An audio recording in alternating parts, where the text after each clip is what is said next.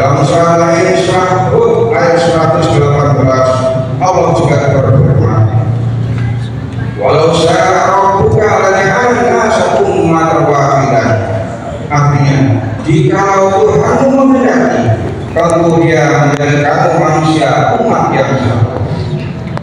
Perbedaan yang ada di dunia ini adalah bagian dari kehendak Allah. Pasti ada tujuannya. Mengapa makhluk hidup diciptakan berbeda-beda? Di antara tujuannya adalah saling mengenal antara satu sama lainnya. Perbedaan di sini tidak hanya sebatas perbedaan fisik, tetapi juga perbedaan pemikiran antara satu manusia dan manusia lainnya. Terkadang punya pemikiran yang berbeda-beda, termasuk dalam memahami agama ini. Perbedaan itu disebabkan oleh banyak faktor, bisa dari karena pendidikan, tempat tinggal, perbedaan sumber bacaan, lingkungan, dan lain-lain. Perbedaan pemahaman dalam agama pun merupakan sesuatu yang biasa di dalam Islam. Tidak perlu dipusingkan, apalagi dijadikan permasalahan dan permusuhan. Rasulullah semasa hidupnya tidak mengingkari adanya perbedaan para sahabat dalam memahami apa yang dikatakannya. Malahan Rasulullah berkali membenarkan dua pendapat yang berbeda-beda selama tidak bertentangan dengan syariat Islam. Dalam sebuah riwayat terdapat dalam Sahih Al-Bukhari dan Muslim, Rasulullah pernah mengutus beberapa sahabat berkunjung ke perkampungan Bani Quraisyah. Sebelum berangkat, Rasul berpesan, kalian jangan sholat asar kecuali kalian sampai di perkampungan Bani Quraisyah. Tidak ada satupun sahabat yang bertanya mengenai maksud dari pernyataan Rasulullah ini. Semua tampak sudah memahami apa yang dikehendaki Rasulullah. Di pertengahan jalan, waktu asar sudah masuk. Di sini terjadi perbedaan pendapat.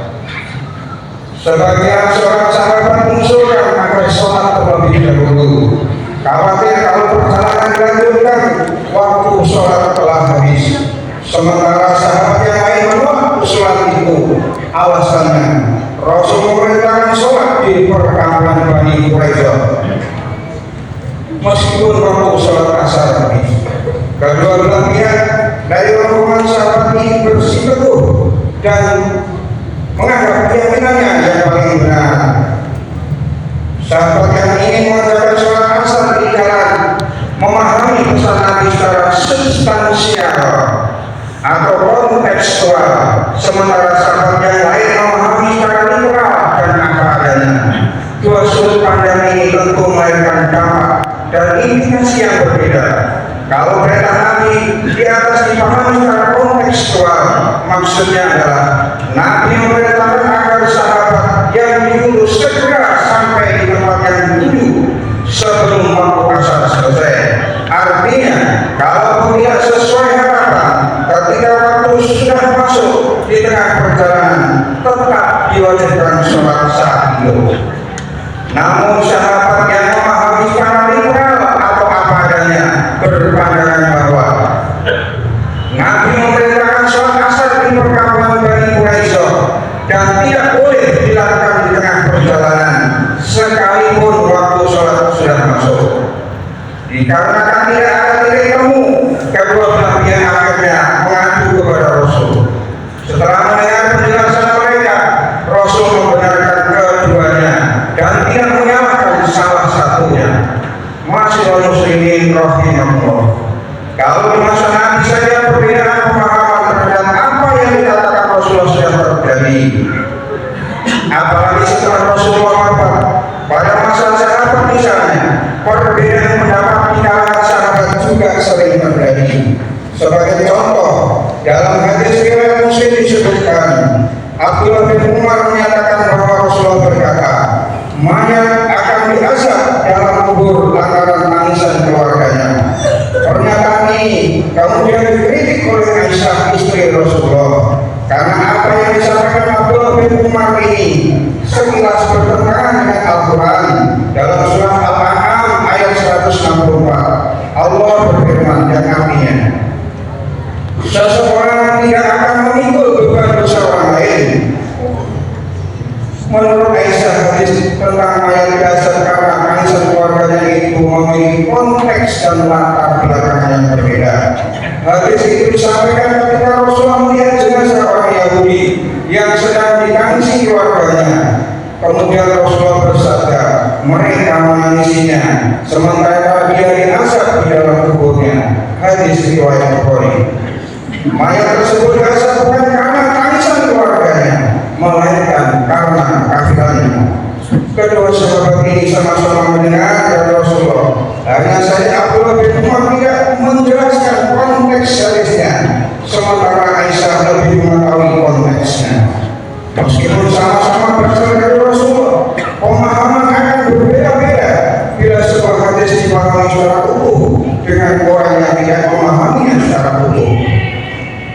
Masalahnya tidak semua hadis di dalam kitab hadis yang sampai kepada kita menyebutkan konteksnya atau latar belakangnya, sehingga memahami hadis perlu merujuk pada penjelasan ulama yang otoritatif atau yang punya kewenangan supaya tidak terpikir pada salah pemahaman.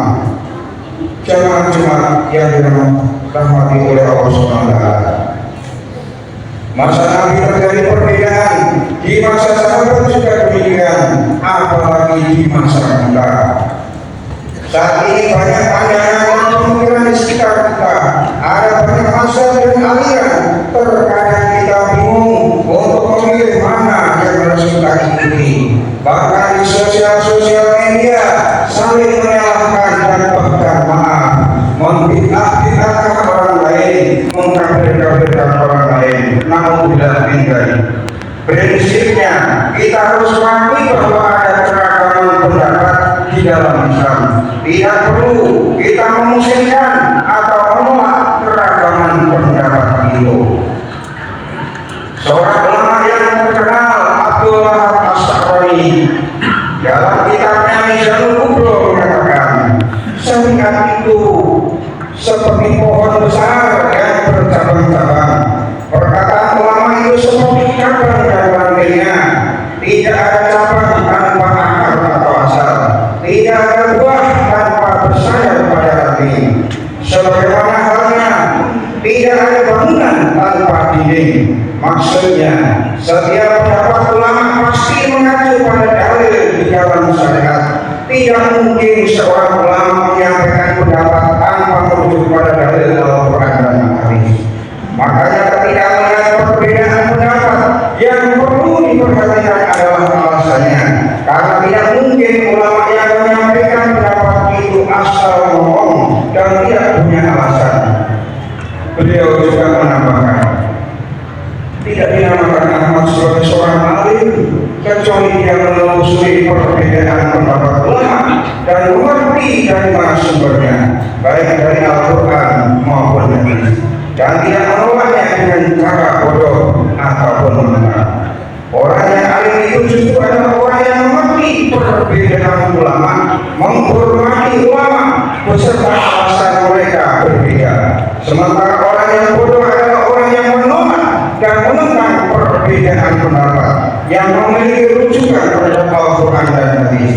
Perbedaan pendapat di dalam Islam ditoleransi selama tidak bertentangan dengan Al-Quran dan hadis.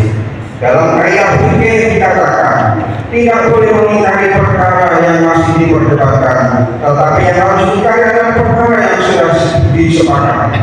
Karenanya sebagai seorang muslim, kita harus bijak dalam melihat perbedaan, termasuk perbedaan pendapat dalam memahami agama ini.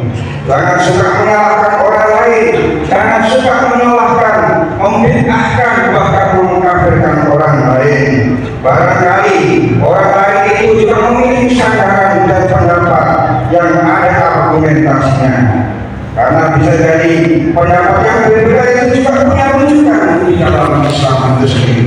barakallahu li wa lakum fil Qur'anil Karim wa nafa'ani wa iyyakum bima fihi min al-ayati wa dhikril hakim wa taqabbal minni wa minkum tilawatahu innahu sami'un 'alim. Aqulu qawli hadza wa astaghfirullah li wa lakum wa lisa'iril muslimina wal muslimat wal mu'minina wal mu'minat fastaghfiruhu innahu huwal ghafurur